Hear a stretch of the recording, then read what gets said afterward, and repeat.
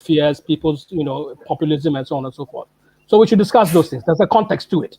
Let me just make the point before I stop here that part of the context is, as you correctly identified in your own introductory remarks, part of the context is the efforts by LGBT plus rights to open an office here. In other words, your confidence, your consistency, your commitment to claim your rights as citizens in a context where there is an ongoing, inequality being perpetrated by onto different groups. That is what has provoked a certain alarm. Let's also understand that there is alarm by powers on high because they know that the dissatisfaction that exists in society as a result of inequality and so on is so rife that unless they can demonize find one vulnerable group and demonize any effort for equal rights in such a way, they may actually lose political ground. Okay.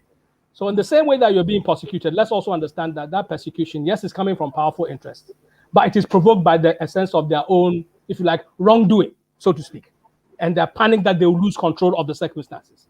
And in any case, your stand is precisely what has inspired people like us, and many more, even inside the evangelical churches themselves, who would like to take a stand. And unless you take a stand, people don't feel emboldened to do so. So first of all, well done to you. The question is, how do we take it forward? You said, how do we, I've forgotten the title of the meeting, but where do we go from here? It's a really good start. It's a really great start that you've already made, and I'd like to congratulate you, and but also encourage you not to retreat and to go further, because therein lies your only security. The more you publicize this issue, the more you broaden the context to show, and I hope our discussion will allow us to touch on that. The more you broaden the context to show that actually it's not simply about moral ideas, so to speak, but it is about material interests in society, which have every reason to entrench inequalities, and that they find this a convenient and easily, easy group scapegoat. And that's why they're doing so. But actually, the threat goes beyond that. I mean, look at the wife beatings and murders that are taking place. So, Mr. Thank you so much. That was so illuminating. Unfortunately, the live had an issue and it's just started. So I would like to say hello, everybody. We are very sorry for the delay. There was a technical issue on our end and we just caught it. We thought that we were on air all this while and we just realized it. With that being said, my name is Suhaida Tijramani and I am the programs director here at LGBT Plus Rights Ghana. We are a movement of LGBT people and allies who are championing the rights and freedoms of LGBT people in Ghana. Today, we are having a conversation on the reality that notice has been served for the passing or the presenting of a bipartisan private members bill in Ghanaian parliament. This bill is intending to criminalize the existence and activism of LGBTQ people in Ghana. And joining me for this conversation is Jeche Tano of the International Socialist Organization Ghana, and Matthew Blaze, an activist from Nigeria. Matthew Blaze is a 21-year-old non-binary and openly gay Nigerian who is a passionate advocate for LGBT plus rights Ghana. They are also the founder of the Oasis Project, a youth-led queer organization. Jeche Tano lives in Accra, Ghana, where he works as a development economist specializing in finance, trade, climate change, and the political economy of globalization in Africa. He's also a capacity building and political strategy. He's also into capacity building and political strategy for social justice and activism. So thank you very much for joining me and welcome. We started discussing what a private members bill was, and Mr. Jeche was sharing some insightful information about the fact that a private members bill originates from various members of parliament or a body without the backing of governance or the executive committee. Am I right? Yeah, pretty much. I'm saying most bills are initiated by the government, by the executive. So if you're laying a bill and it's not with the support or on behalf of the executive, it is known as a private members bill. Yeah. And he also shared that during Ghana's Fourth Republic, there hasn't been a successful, or there hasn't even been an initiation of a private members bill that has been successful. With that being said, there have been several enactments that, with the backing of, please excuse me, there is noise in my background.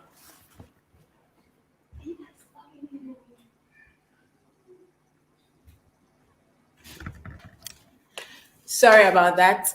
Mr. Jeche was sharing that. Why Jeche. calling me Mr. It's the ageism. It's Then small, you know, when you are socialized to speak a certain way and refer when to you, people if than you become a you. socialist, then all this will drop very quickly. Yeah, I will definitely want to listen to what socialism entails. So, Mr. Jeche shared that there hasn't actually been a successful passing of a private members bill in Ghana's Fourth Republic. There have been enactments that, with the support of government and the executives, have gone through.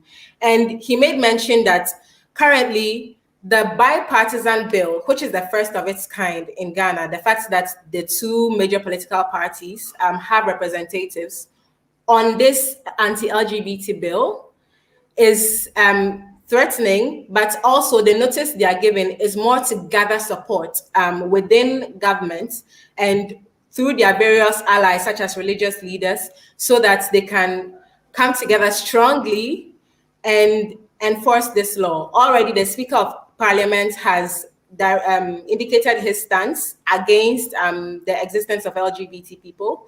And so this is how far we've come.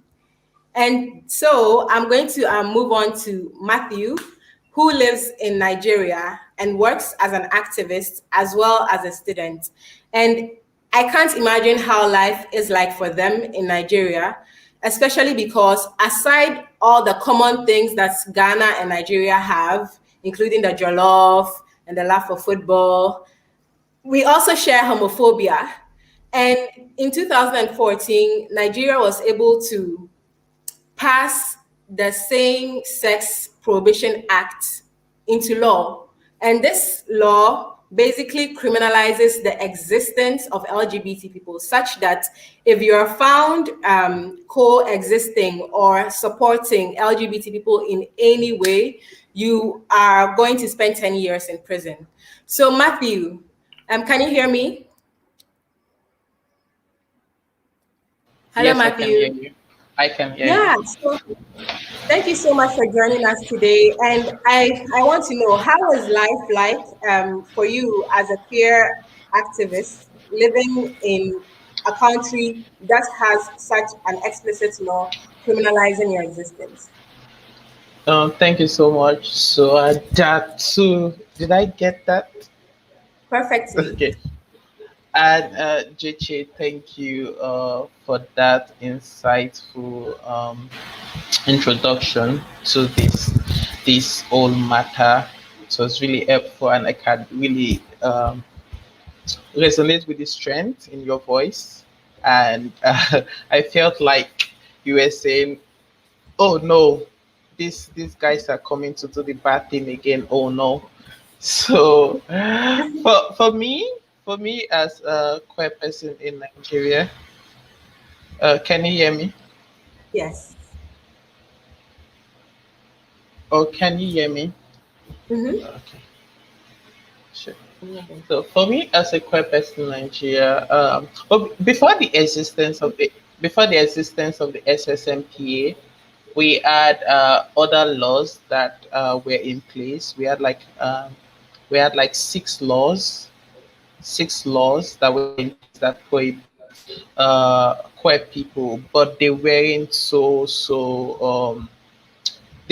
outrightly there, and they were from the penal code, the Victorian laws.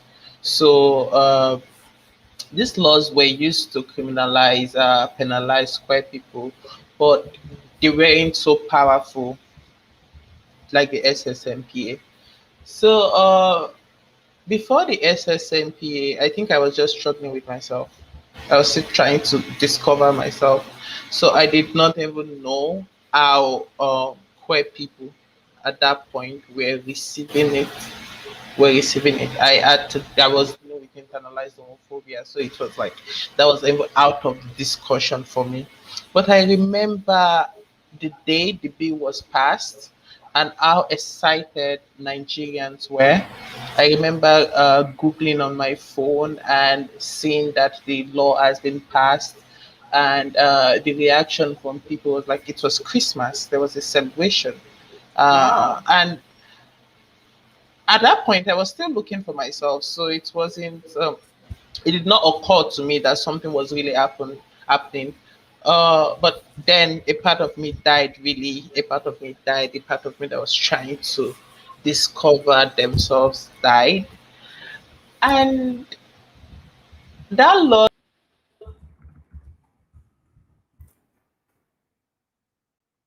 Oh, we lost Matthew again. Matthew's connection hasn't been the most stable, so he might be going in and out.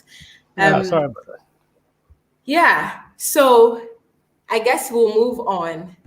And so, what steps, JK, what steps does a bill such as this have to go through? Let's say, let's imagine that these 6 MPs get all the support they need and they present the bill to Parliament officially. What steps will it go through from then to become a law? Well, I think that first of all, I mean, in terms of a normal, regular bill, what happens is that there's what you call three readings of the bill. It's presented to the full chamber of the House, the full House, thrice for different stages and types of consideration, and for different actions to be undertaken. The very first reading basically is a formality. Okay, so you read the full title of the thing, and before you put a bill, you have to have a memorandum explaining the rationale, going into the policy background, showing how it's going to be administered, the administrative side of things, so showing who it will harm or help or hinder, all that. So it's a fairly elaborate process, as I said, and therefore it indicates the subject matter and the area of policy concerns that it falls under. So the first reading basically is to kind of announce the bill to the parliamentarians in all its full title and so on and so forth, and then the leadership of the House refers it to the appropriate select committee. So in this case, if it's to do with sexuality and rights and so on, it could very well be the constitutional, legal, and whatever subcommittee, or indeed, as we have found very often, if this is seen as something to do with unnatural, carnal knowledge, then part of the conservative constituency who are against it are doing so in support, supposedly, of more traditional family values, in which case it could go to the Gender and Children's Rights Committee and so on and so forth. So it depends on how it depends on how it is framed. Or maybe some aberrant wise guy might think that actually the people who are most in danger of being corrupted by this LGBT people, this LGBT menace, you don't look very menacing to me, but assuming that you were, okay, the people who are likely are the youth, so it should go to the committee of youth and whatever. I think it's more because it is to do with sexual. It's likely to be in the constitutional or legal. Well, it's not a constitutional matter as such, but and so on. If you look at, but you could never tell. If you look at the statement that a person like Sam George, the most vocal of the 6 MPs, I think that he's the NDC MP for Ningo Pram Pram. Okay. If you look at the statement that he made defending, his virulent attack on LGBT plus rights, as saying it is unnatural, it is, you people having a center is already a crime. It goes against our culture. He mentioned religion a lot. But, one of the things that Parliament is prevented from doing is to enact a bill that forces everybody to conform to one set of practices on the basis of religion, because that's seen as inherently discriminatory. You see that point. So perhaps that too could be challenged or considered in all manner of ways. Anyway, the point is, first reading it is such that the subject matter is understood, so that it is referred to the appropriate committee. It is the committee that undertakes the studying. It might open a public hearing, invite what it considers experts or interested parties. It may or it may not. The point is that Parliament fully controls the legislative process. In fact, in the legislative process, the only two legal actors are Parliament, which passes the bill, and the President, who gives assent or refuses to give assent to a bill to make it law or to stop it from becoming law. Nobody else has any legal role. Okay. And how long do you imagine this will take? Or in history, how long does it normally take for a Well, I bill? mean, by and large, I mean, if you lay a bill, let's say, for example, if you lay a bill in this session, it goes through the first reading, the committee brings back its report. That's the second reading. The second reading is when the principles of the bill and so on are debated in the House. Okay, and it's referred back and forth and so on and so forth. By and large, a committee that has a bill with it should not take more than 14 days to report. More than 3 months to report. Or if the bill, the bill is introduced in this session of Parliament and it lapses, and by the end of the session, nothing has happened, the bill lapses with the session, so to speak. That kind of, and even so if it there's has a potential that even if this bill is served and there isn't a necessary follow-up, within about 3 to 6 months, that's the norm, But don't forget, many bills are laid and don't get very far. Many bills are passed, nobody really acts on them. Every government at every session will complain that the legislative agenda is overloaded and so on. But don't forget, there are ways around it. There's, for example, all that I've said in terms of time factor can be, circumvented by passing a bill under as an emergency bill, a certificate of urgency, as they call it. In which case, the first reading, the gazetting of the bill, the voting of the bill, all can take place within 24 hours. So within 24 hours, you can have pretty much a bill like this and so on. Okay. Wow. So I mean, the key point I think is this: that one, the parliamentary process itself is not easily amenable to public intercession and public participation unless Parliament wishes so inside the walls of Parliament itself. Okay, that's the first thing. Yeah, that's the first thing. So and can you say that again?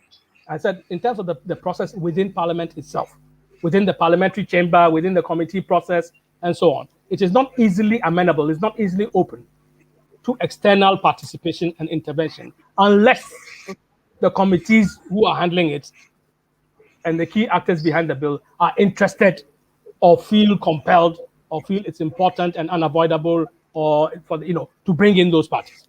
So let's say if you take even the national budget, obviously the Trade Union Congress, the Chamber of Commerce, the Ghana Employers Association, all of them will be consulted ahead of time. Do you see what I'm saying? I mean, so the practice is that you try and build some consensus with so-called stakeholders, interested parties, experts, and so on and so forth. But given the weight of opinion within the establishment against you, you are unlikely to be, top of the list of candidates to be invited, to come to be given the kind of hearing that the likes of Fuamwening and Co got. Of course. Okay. Definitely. So the point to draw from here, is two things here. First is, as I'm saying, the parliamentary process in general is not open to public participation. It's not a very democratic process. If we understand democracy to mean government of the people, then it's not really a democratic process in that sense. Okay. It's highly possible that if the end, as we've seen, there is an overwhelming support of homophobia in Parliament. So it is entirely possible that this bill can go through Parliament without any interventions from activists or organizations that may want to intervene, and it would happen and it will be on the president's desk.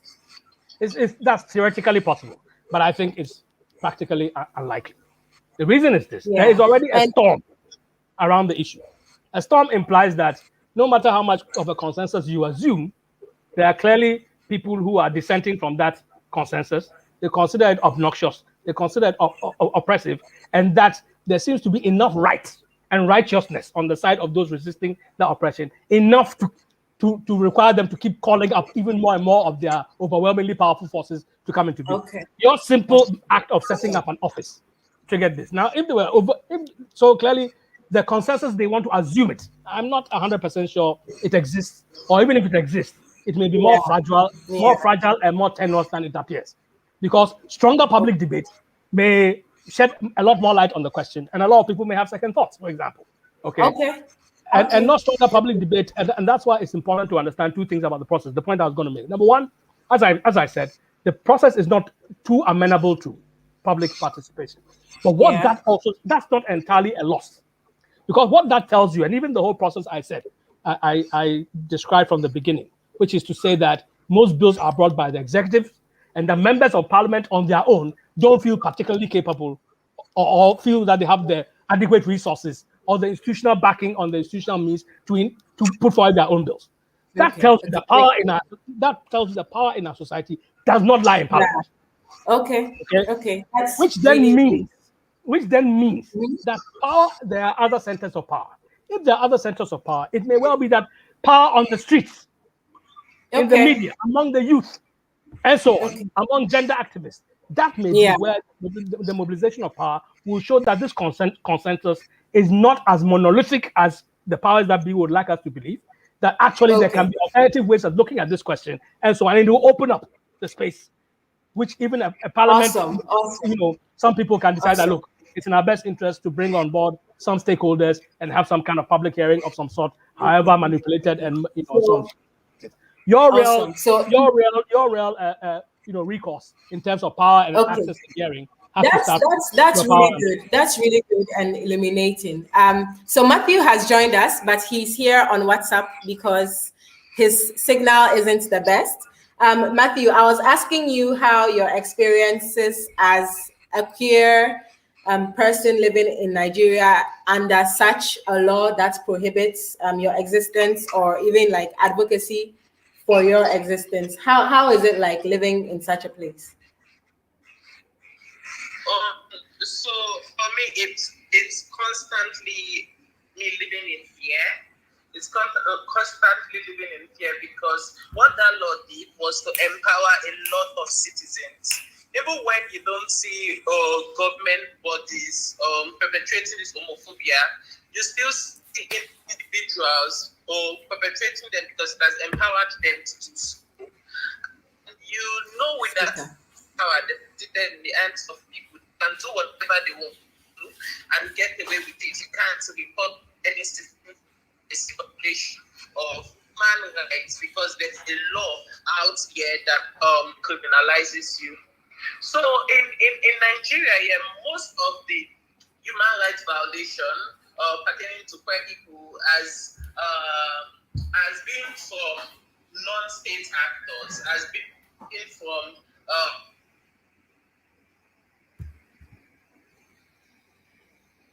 women, I mean from these people, never directly from the government. But then there is like this indirect connection because the homophobia of the government that is written somewhere that empowers these people to do whatever they are doing. So being an activist in Nigeria, not so a queer person, is constantly living in fear because you don't know what your neighbor would do to you. And even when your neighbor does these things to you, you can't find justice anywhere because of what's stipulated in this law. And the law in Nigeria is I think one thing about the homophobic laws they make, they don't make it clear at all. So it's not clear. It's not clear at all. Like in Nigeria, they said like the first paragraph of that law talks about amorous relationship. And yeah, I can. Mm-hmm. Yes, showing affection to anybody of the same sex. So I am showing affection to my father. Two of us can be arrested and charged to court and imprisoned for 15 years. So even if like you had your father, you could be arrested. Yes, like if I am playing because we are of the same sex. So the law is not clear. It's so ambiguous. I think that's what they do. They make this law so ambiguous and you are also confused because it's just so difficult that this does not just affect queer people, it also affects non-queer people. It affects people who are just trying to express themselves. And this also boils down, we can also draw it down to toxic masculinity and patriarchy, how you don't want two people of the same sex to be together because you find it so gay. So it's so crazy. And how non-state actors have taken these laws upon themselves and are enforcing it is so ridiculous. last year there was this thing that happened in Nigeria. A man was killed, a gay man was killed and buried. Till today, we've not heard anything about that case. Wow. We've not heard anything about that case. Last week, a gay man in Nigeria was strangled to death in his house. Nothing has been heard about that case. And the carriers of this homophobia are everyday people. They are not in the position to enforce these laws made by the state. But then we see them enforcing it. So what this law has done to me as a gay person, it has instilled fear in me. It has instilled fear in me that whenever I want to do something, whenever I want to take some action, I have to think twice. Things I'm not supposed to think twice about. Even things I'm not supposed to think twice about. I have to think twice about them before carrying them out, like hugging my friend, hugging my brother, holding hands with my brother, going out with my father. I have to think twice about these things before someone will just come from nowhere and put me in their van because it's against the law. So navigating this as an activist is just about being stubborn and knowing that these laws are totally against your own humanity, and being steadfast with that thought, with that in your head, fighting against it like back to back as it comes. And again, I think one thing about Nigeria is that the system is so corrupt that you can bribe your way out. I don't know if that's the same with Ghana. Oh, it's the same. Your way out. It's the same. System. The same. The system is so messed up, so corrupt that even when people take this cause, nothing with your money, you buy whatever you want to buy. So that's like the rich white people in this country don't really feel so much of this homophobia because with their money they can buy anything. They can get space they want to get to, be plus to themselves and do whatever they want to do. But the poor people are always here to suffer it. So it's so crazy. But then it's just the little, I won't call it little grace, because if I would say little grace, it means that there's still space for us to be ourselves, but not really. Being ourselves is like living in fear. And this is what this law has done to a large number of us. Wow.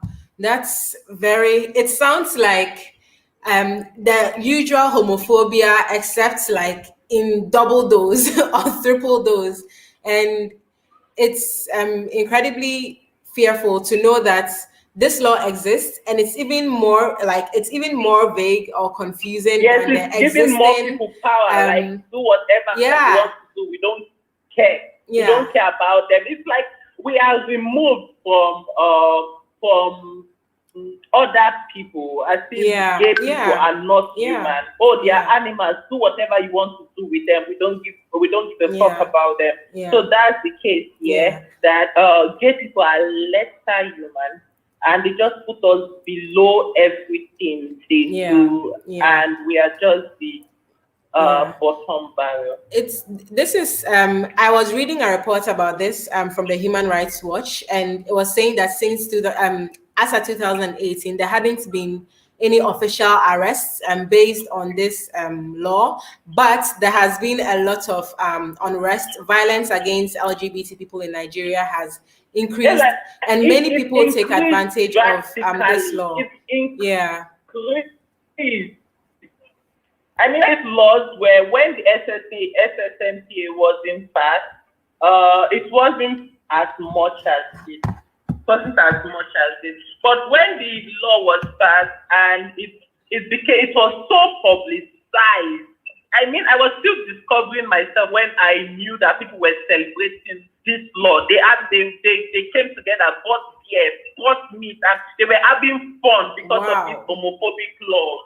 So it shows the hateful nature of people towards queer people. So like, if they can do this, imagine seeing a gay person walk around them or walk in their street, their church. It's crazy. It's really crazy. Yeah. Wow. Well, it makes my next question to you, JJ, very, you've already said a lot, and I can see how, I guess, from your previous statements, how we could also help ourselves here in Ghana to curtail the implementation of such a law. But tell me, is there anything we as citizens, activists, what can we do to fight this? Because as you mentioned, this law, without a strong opposition outside of parliament, can be easily run through the systems and passed. So what can we do in our own ways to combat this law? I can't hear you. I think you're on mute. Is that okay now? Yeah. It is, right? Okay. Now, Yeah.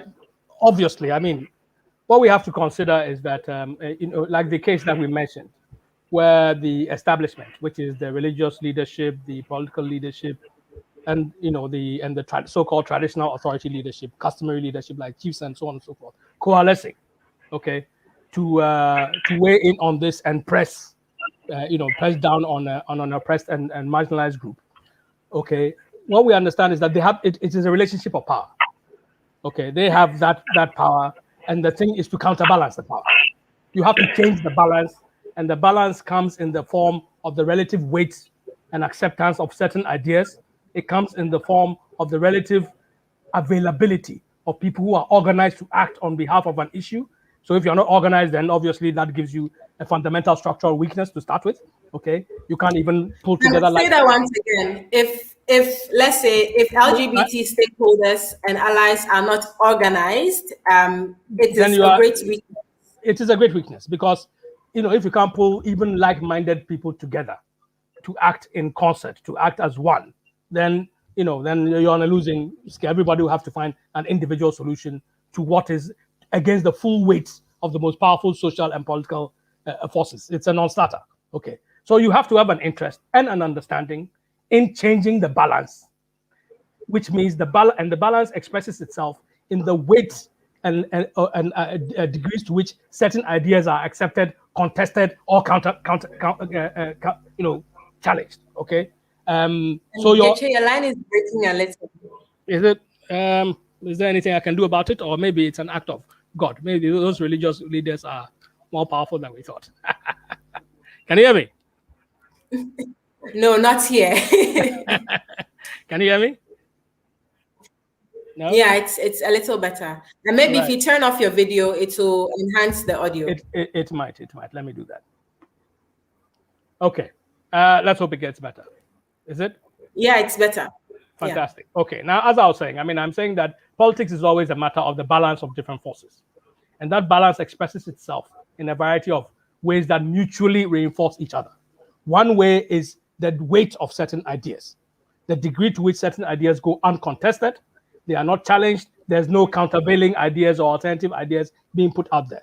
So people need to strengthen their ideas about why it is necessary to stand up, not simply for LGBT rights, but to do so as united, as a united front of peoples who generally believe in human rights, who generally believe that democracy must come from an expansion of freedoms of ordinary people and against the unaccountable power of those at the top of society, for example. So the battle of ideas is important. So is the strength of the strength and vibrancy of organizations, because you have to be able to organize your like-minded people even before you can act as a magnet for those who are changing their ideas or those who are willing to come on board to find a pole of something to gravitate around. Okay, these people have the churches, they have parliament, they have the press, they have the state, they have the police, they have the courts. Yeah. So when it comes to organization, they have everything that is required.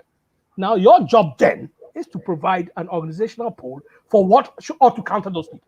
Okay. The third, I think, is political. Okay. Now, I understand.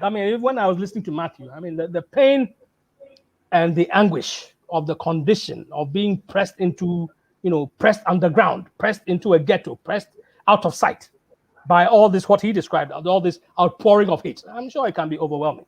But you see, if we leave it at that, if we leave it simply as a, if you like, an ethical or moral conundrum as to why so many people have hate in them, we will not be able to explain.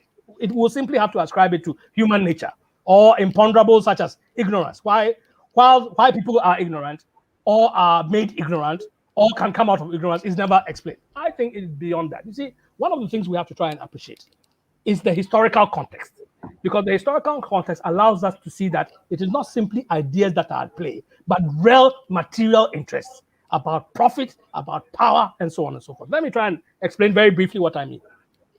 There has been long-standing homophobia, if you like, in different parts of the world historically.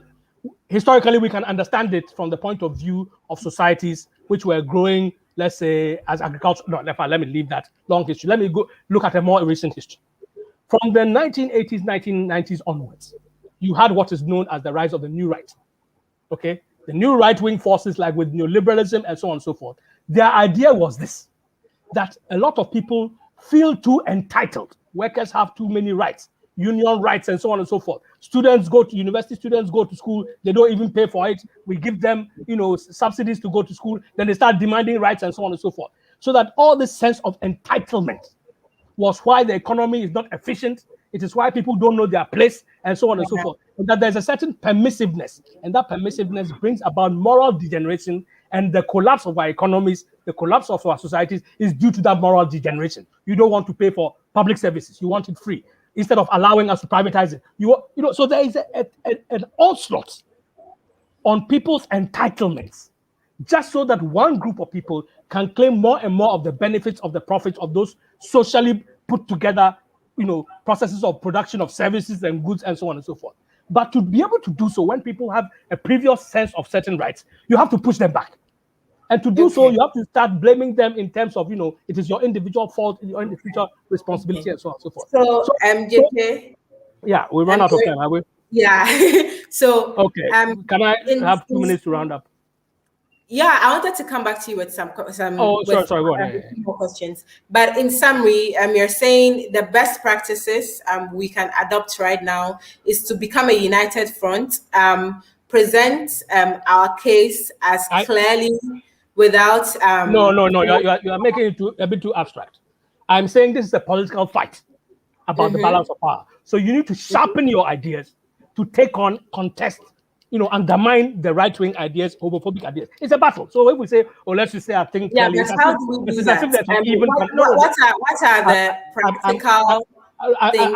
I understand, but I want to underline the necessity of stepping up the process of radicalization in terms of those ideas. And that one is not.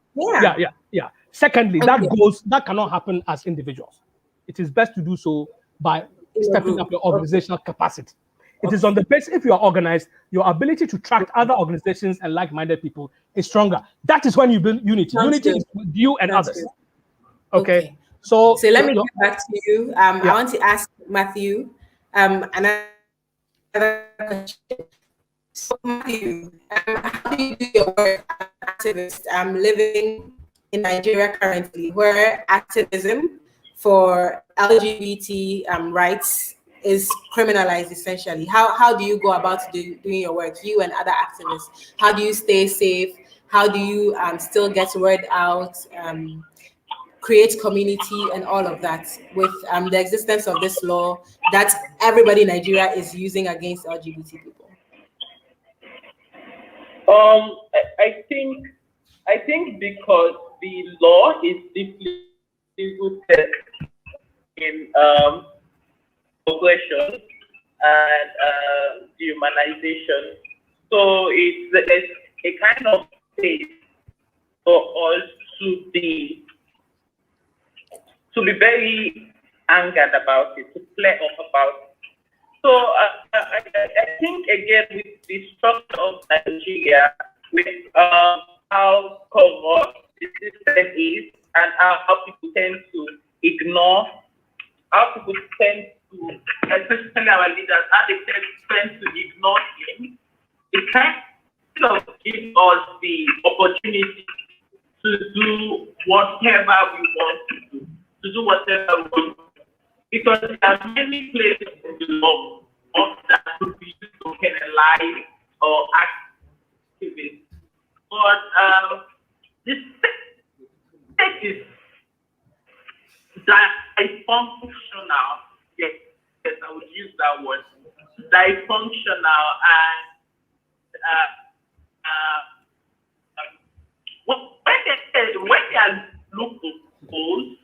when there are loopholes, in the law, it's actually very, very good for you to now counter, because in the Nigerian constitution, have these tons of rights that are stated there, and in the end of the day, there is this counter of those rights. And the constitution is supreme before any act, before any other law. The constitution is supreme. Yeah. And it regulates our human rights. Yeah. So that argument also is used to counter this. And I would recommend that for other people. There is the human rights.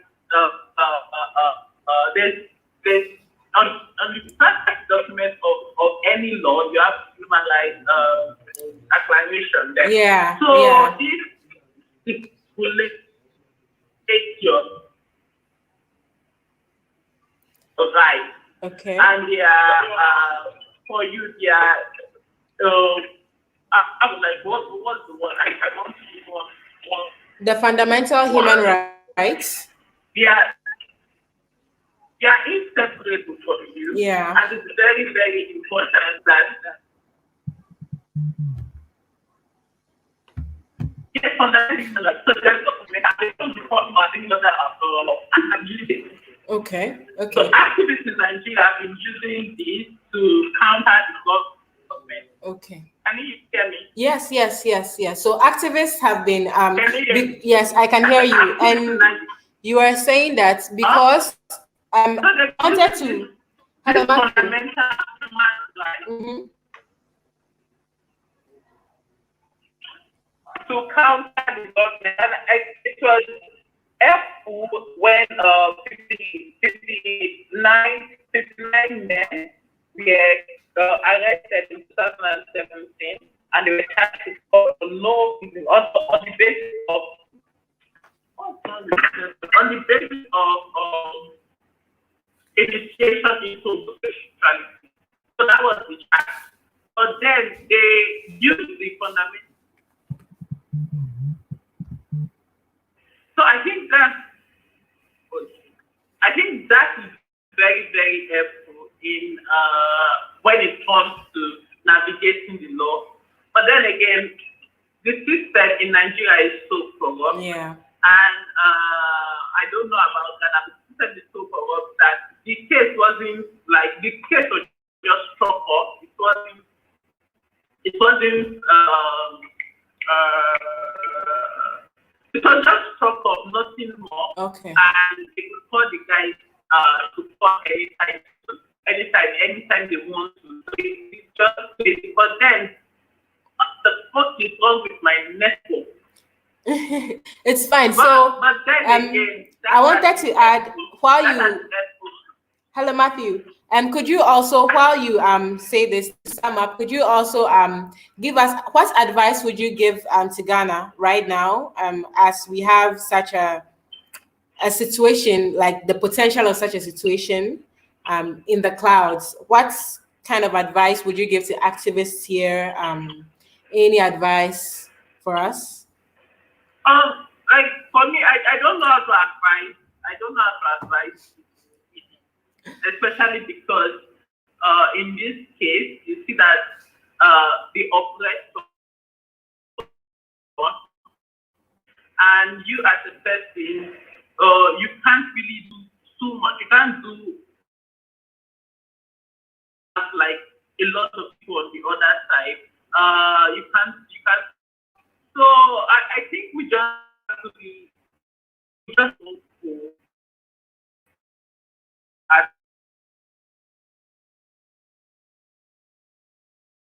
Yes, I can hear you. Okay, we just have to be hopeful and hope that this is not passed at all. If it's not passed at all, because these forms of homophobia, especially the are very scary. So much. I don't think you know the length to which I think you know the length to which people go to be homophobic. Just in Kenya, we see how a man was born alive in a refugee camp. You see the essence to which people go. Another young boy was killed by his family. So if this law gets passed, then it will be it will be so difficult because the human rights violation will increase, and then the government will be deaf to it because they don't care when it comes to gay issues. So at this point, I just want us to be open and do whatever we can, in context of where we stay, to ensure that we are fine ourselves. Because I advocate for the well-being of activists. We need to be fine to fight this battle. Amen. So we should be fine ourselves. Because these organizations, they will do whatever they want to do. They will do whatever they want to do. Even if you want to write letters, write proposals, they will do whatever they want to do. So we just have to cater for ourselves and cater for our community and look for alternative underground means where we can come together and just keep community if this law gets passed. I don't. There's a law in Ghana, the penal code that also empowers homophobes. So we just have to keep it going, be positive about it, and look for alternative ways of meeting ourselves and feeling ourselves and being in communion with ourselves, because that's most important for me. Okay. Just connecting with queer folk in our different locations. So we just have to be open. Okay. We have to be open at this point. Thank you so much, Matthew. So we are into the 47th minutes of our live, and I'm coming back to you, JJ, to take us home with the last few questions that I have. So what are some effects that the passage of this law could have on the general community, the general Ghanaian community? If this law goes through Parliament, what does it mean, not just for LGBT people, but for the general Ghanaian community? What does it mean for our rights and freedoms as Ghanaians and the laws that are supposed to protect us? I think Matthew has already, told us what we can anticipate in terms of the direct effects on the LGBT community itself, but he also added some other points. For example, he says that police powers are enhanced and the ability to oppress people and do whatever they want. It's like a green light for everybody who wants to perpetrate violence and abuse power. They become emboldened. Okay, so that's one dimension of it. All the systems and structures of violence, of oppression become emboldened. One of our comrades here in Ghana was pointing out that maybe it's not a coincidence that the moment that this escalated attacks and denigrations on LGBT people is on the ascendancy here in Ghana, we also find, wanton acts of violence against women, boyfriends feeling that they can beat their girlfriends to death because she winked at some man, husbands killing their wives, things like that. And therefore, I think it's important, just as I think one of your participants, Graham, posted online, that we should cast the issue to the wider interests that are at stake. Those who gain and those who lose collectively on this attack. And your question goes to the heart of those who lose. Anything that attacks sexuality and sexual rights also relates to the question of reproductive rights of women and so on. And therefore, being able to make common cause with gender activists, feminists, and so on this question is important, because all of them, their rights become that much more eroded when there's a successful attack on the basis of sexuality of the LGBT community. If the people who are most likely to be, have diversity within their ranks are young people. So it is an attack on young people as well. Me as a socialist, I am particularly concerned about the fact that attacks like these the oppression and the way in which different groups in society are targeted and singled out for discrimination, even beyond the dehumanization that most people, because of poverty and bad circumstances, face anyway. That one is a fundamental threat. It's a permanent knife at our throats because it sows seeds of division. So ethnic division, religious division, sexuality division, gender divisions, and so on and so forth. It paralyzes everybody. That instead of us turning our attention to where the source of the common source of our multiple problems come from, we are being encouraged to be at each other's throats. Okay. Now there are many people who, even if they're not an overwhelming majority in society already, they will necessarily see this interconnection of interest if it is posed. And that's why I was talking in terms of the importance of laying out your ideas in a variety of different ways. Arguing your case, going on the offensive, taking the political angle as well, the total the total context of why all of this is happening in a variety of ways, leaflets, social media, more seminars like these, but also doing joint activities with like-minded groups, okay, which legitimizes the fact that this is an issue of concern to a wider variety of people than just the LGBTQI community itself, and so on and so forth. So there are a number of people that you can build alliances with. Youth groups are an obvious example. Gender rights activists and feminists are an obvious example. Not all of them will necessarily come on board, but some will. Socialists are an obvious ready, and we are here already. So there's a public statement I'm making. So obviously, yeah, so on, because we believe that all of this, the oppression, that division, is to enable the powers that be increase the way in which they exploit a majority of people and prevent those people from having the capacity, developing the means, developing the understanding of fighting back. And that instead of fighting back to gain a greater share and a fairer share and construct a society which is much more fairer, they are encouraged to be at each other's throats. That's our fundamental take on the question. And if you look at it today, the reason why LGBT, rather than, let's say, abortion rights for women who have to control their bodies, have to control the choices of whether they give birth or not, when and with whom and how, so on and so forth, because that is the basis on which women are assigned a particular oppressive role to stay at home. You have to be a wife, you have to be a mother. Those are your primary roles. All your status is based on that. And that for that reason, women also have a limited or more constrained activity in the public sphere, in the jobs market. They are segregated into bad jobs, low pay, unequal pay, and so on and so forth. If feminists insist that the burdens that women carry in the household ought to be fairly shared with men, then they will necessarily go on to start insisting that those... Have you had a power cut? Yeah, do so. Just continue. Welcome to the reproductive crisis of social policy and social provision in society. Why all of us should be together to be fighting questions such as this. So my point is, once people begin to win there, it doesn't stop there.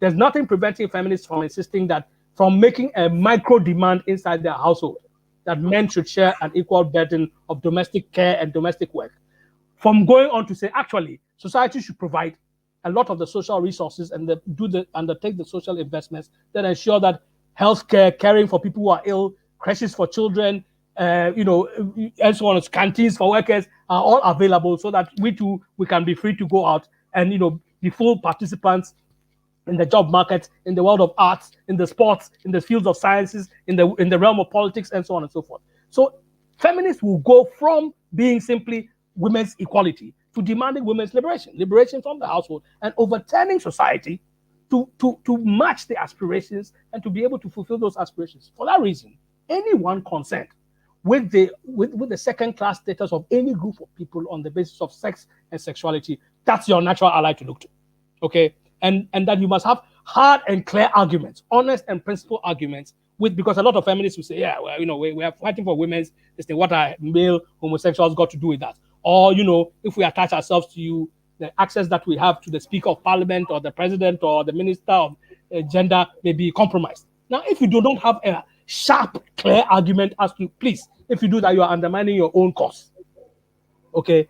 Then basically you are weakening, they are weakening themselves. They are constraining how far the scope of change that they are fighting for can go, but they are also constraining the unities, the incremental unities that can become a multiplier in terms of change and agency from below, democratic agency from below in society as a whole. So those alliances are out there, and the more confident that you are, the clearer your demands and positions, the clearer your arguments, the stronger and more vibrant and resilient and outward-facing your organizations are. Mr. Michael was talking about places to meet, and like you tried to do with the news center. I think you should keep trying. But there will be many people, including myself sitting here, who will be willing to offer whatever spaces that they have for different kinds of activities to take place, for different intersections of different interest groups to come together and so on. Because the greatest need we have in society is the unity of ordinary people against the systems of inequality, exploitation, oppression. That is the greatest need. And the fact that one group is being targeted to the degree that Michael was describing in Nigeria, and we see emerging in Ghana, tells you that our rulers and the powers that be are absolutely desperate to ensure that by any means necessary, people must remain divided, must remain weak, must remain paralyzed, must remain dependent in terms of political expression, or in terms of their organizational ability to influence things, and so on and so forth. However, I think your power is back. Yeah, okay. No, it's not. I just got a bigger light. There was some sudden brightness. Maybe what you're talking about is so illuminating that, yeah. Yeah. So anyway, basically, the more power you can mobilize, the stronger alliances you can build, the stronger solidarity, comradeship that you can have, the more that even, exclusive and inaccessible areas like Parliament might open to you. And even if it doesn't open to you, don't consider that a great loss, because your real power will never lie in Parliament anyway. Your real power, even if it is to resonate in power in Parliament and in the halls of government and the executives, it is because of what you have mobilized in the public and on the streets, in the communities, in the workplaces, in the colleges and universities, and so on and so forth, such that even ethical Christians, ethical Muslims can get up and stand up in their own faith communities and say, the fact that we are opening the doors of violence, of hatred, of the threat to life and security to fellow human beings, so-called fellow children of God, is reprehensible. This is not what our religion ought to be about. For example, only your confidence will enable people to be able to do that. And believe me, once you do that, people will fight for LGBT rights, whether you reach out to them or not. I'm not going to ask your permission to be against homophobia. I am against homophobia with or without your blessing or support. But it is better that those who find a way to fight together, okay, and that they do so increasingly on a progressive social agenda, which interconnects the crisis and conflicts that you are facing, the threats that you are facing, with that of the material needs and other threats and to the rights of other people who are facing. Without burying your issue, you should also be able to link it with others as well. I think it's in those circumstances that there's a lot more of a resilient, united front that you can form with people. But the more you are out there, the more you attract some degree of hate and backlash. That's true, but we expect that already. We know that will exist. In fact, the more you cower in a corner, the more they will come for you. We know people go into people's homes in communities, attack them, blackmail them, and so on. So we know all that. But the more that you come out, the more support you also get, the more confidence you also get, the more you are able to navigate the world out there, and the more protection that you get from that strength that you're developing. So yeah, I mean, a long way to go, no doubt about it. But let's not allow the situation to degenerate to the point where, like the Nigerian horror story or the Ugandan horror story. And let's remember where we started this conversation from. We said it is about a balance of forces. The reason why you are being attacked is that you are seen as weak. But the reason why you are not being attacked to the degree of Uganda and Nigeria is that those attacking you don't still feel 100% confident. And the fact that despite the years of attacks, people like you, Alex, all kinds of people keep coming out and trying to do something, it throws them a bit on the back. Yeah. And internationally and nationally, they know that there are many more voices of objection to the reprehensible, inhuman acts that they are facing. So the thing is that you have to ensure that this potential support becomes actualized, and that balance is shifted at the level of ideas, at the level of organizations, the quality of the demands that you put forward, and the unities that you build around those demands to defend and promote LGBTQ rights, but also for that to become the yeast for wider social change, which brings about justice and equality in society. Thank you. So I'm going to read some of your comments. I see we have a lot of comments, not so many questions, but this is the time. If you have any questions, if you have any contributions, please throw it at us in the comment section and we'll read and find some solutions. So we have our first comment from Bojan and Kat Pika. He says, I think in Ghana you'll have LGBT rights soon. The homophobes will fail. I support all of my brothers and sisters in Ghana. And we have a question from the same person asking that, do people accept peer people holding hands and kissing in public? No, there isn't an acceptance of that.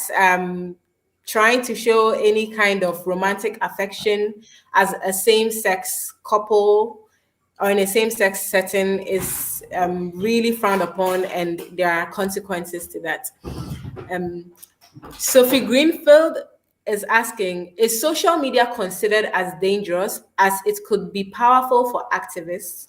Can anything from social media be used to enforce anti-LGBT laws? JJ, what do you think about this? Is social media considered dangerous as it could be powerful for activists? Personally, I think so far we haven't gotten as restrictive as Uganda to control how social media is used.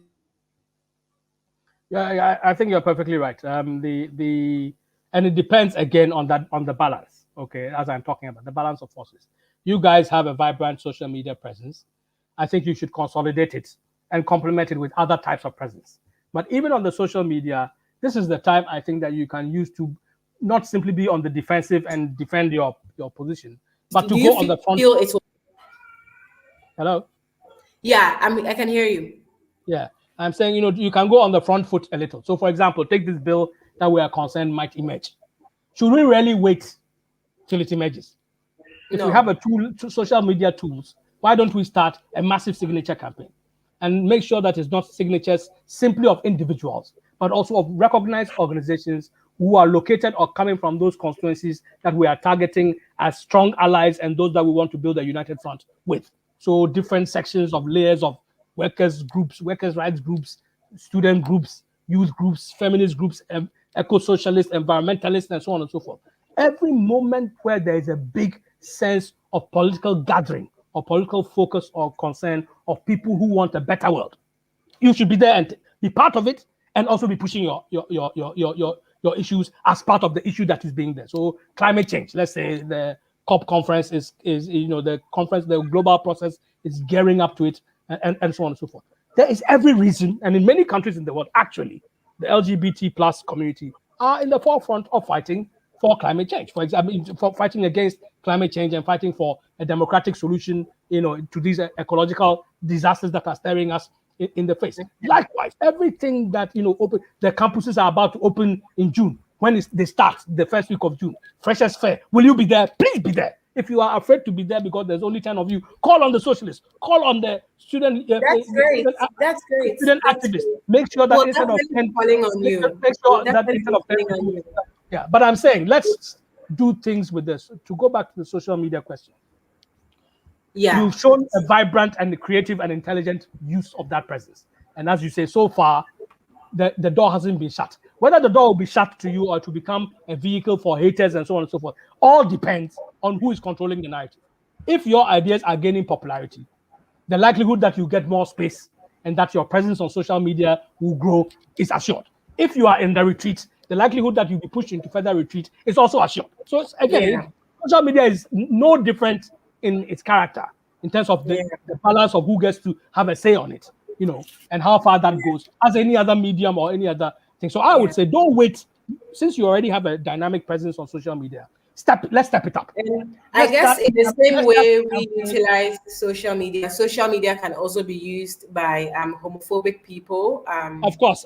So let's be too concerned about homophobic people. Let's be concerned about strengthening the rights of those who are for and those we can win. And let's use the social media as an initial tool to start campaigning against that bill so that it doesn't even take off. Okay, and that's why I'm recommending, why wait? Why wait for them to gather their forces? Yeah. and consolidate their forces and give them a backbone and conviction. And Asante Hine will come and talk. And the Pope, I said the Pope, what that man, Duncan, whoever will come and talk. And Chief Imam, no, don't give them the light of day. We have to create enough of the freshness, of the genuineness of ideas and concerns that we have, so that some young Muslims, some young Christians, or people who are just good people who happen to be religious can also say, but actually, I really need to think twice on this question. Is this really the way to go? Can we actually put into law the right to hate and perpetrate violence and treat a group of people who are citizens in our communities as second-class citizens on a consistent basis simply because of who they happen to love?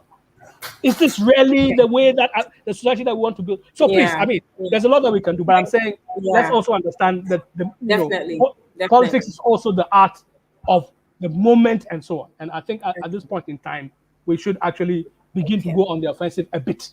Okay. Since you tried to take the step forward of opening your office in February, you've been forced a bit on the back foot. It's time to reclaim where you were, and not simply, since nothing stands still, not simply reclaim where you were in February, but make sure that you emerge many steps forward and a lot beyond of it. And I think events like this help very much. And once again, I'd like to congratulate all of you on this kind of initiative. Yeah. Okay. So Graham is also chipping in with his comment saying, it sounds like JK is saying that the often repeated phrase, "Why should you care what happens in someone's bedroom?" may not be an effective strategy alone. Rather, that argument needs to be rooted in why the conservative right uses this issue and what material gains they are hoping for. Ezekiel adds, indeed, we need to sharpen our ideological standing when it comes to why LGBTQIA persons deserve the same treatment under the laws as heterosexual. The less sentimental, the greater the appeal. Paul Grant adds that two mature adults expressing their fundamental sexual feelings in a way that pleases them is not a sin or a crime. And Gifty adds, this is really just about people in power expanding their control and ability to oppress.